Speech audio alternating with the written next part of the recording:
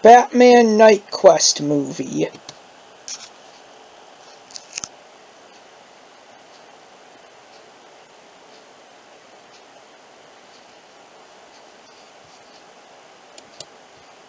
Great choice. Adapting Batman Night Quest into a movie is a bold and exciting idea.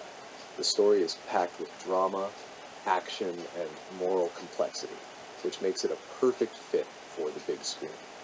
Are you envisioning this as a standalone film, part of a trilogy, or even a continuation of an existing Batman film series? Let me know if you'd like to dive into how it could be structured or which elements from the comics you'd like emphasized. We could even explore casting choices or stylistic directions.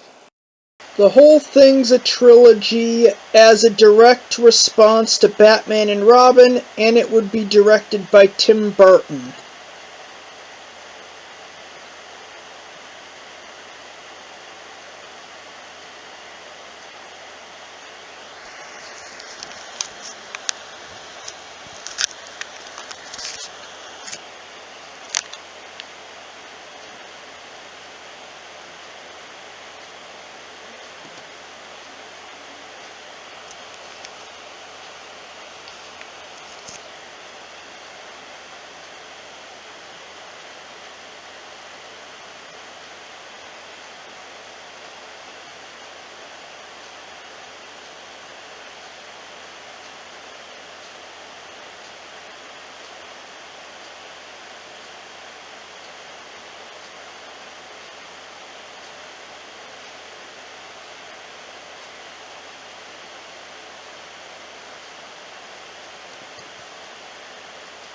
Wow, a Tim Burton-directed Batman Night Quest trilogy as a direct response to Batman and Robin is a fascinating concept.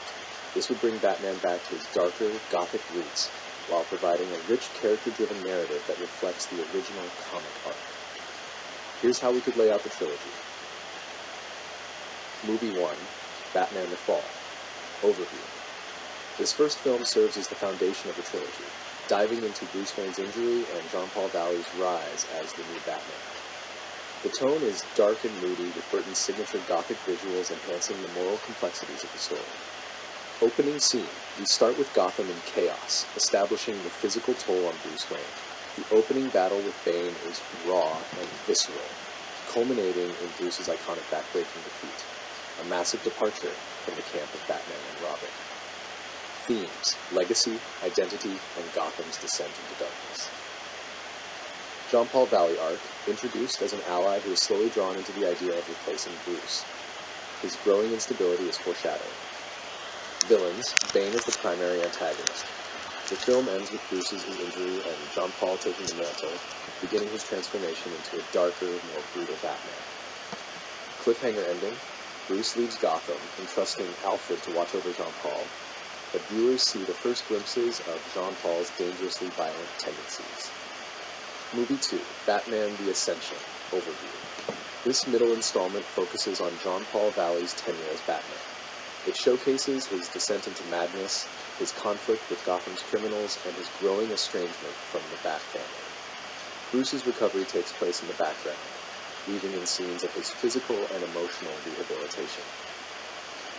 Opening scene. Gotham witnesses Jean-Paul's ultra-violent methods against a group of thugs, including his new aggressive batsuit. It's clear that this isn't Bruce Wayne's Batman. Themes: power, corruption, and redemption. Jean-Paul Valley arc, his inner conflict as he grapples with his inherited mission and his Azrael programming. Tim Burton could use surreal dream sequences to depict Jean-Paul's struggle with his dual identities. A chaotic roster of Gotham villains, e.g. Scarecrow, Mad Hatter, test Jean-Paul's limits, his willingness to kill shocks even Gotham's criminal underworld. Bruce's side plot. Training and healing in an isolated location. Selina Kyle, Catwoman, is reintroduced, serving as an emotional tether to Gotham and reminding Bruce of his humanity.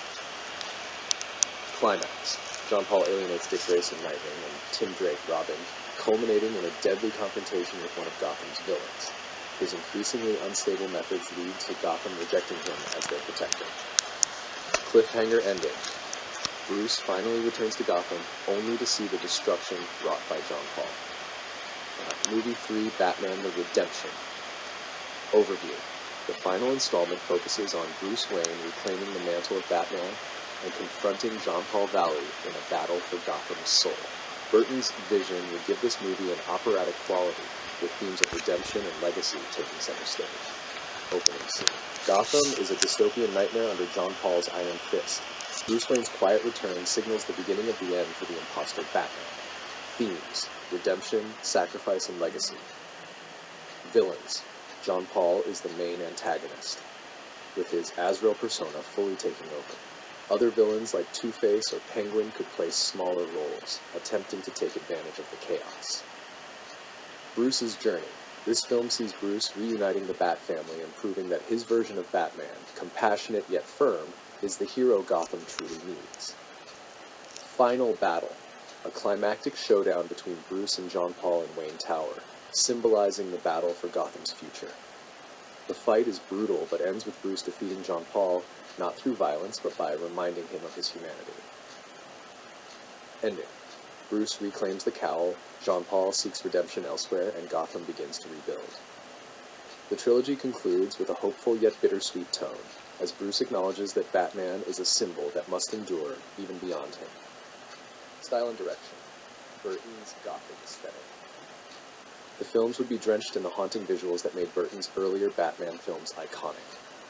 Gotham would feel like a living, breathing character, dark, towering, and filled with foreboding. Danny Elfman's return is a must, with a score that blends the triumphant with the tragic, emphasizing the emotional weight of Bruce's journey. Casting. Bruce Wayne Batman, Michael Keaton returning would be perfect, reflecting an older, battle-worn Bruce. A younger, intense actor with a touch of vulnerability, someone like Christian Bale or Jude Law in the late 90s. Supporting cast. Winona Ryder as Selina Kyle, Johnny Depp as a chilling scarecrow, and Billy D. Williams finally as Two-Face. This trilogy would not only redeem Batman's cinematic reputation after the camp of Batman and Robin, but also provide a definitive take on one of the most compelling story arcs in Batman's history. Let me know if you'd like to explore specific scenes or casting details further.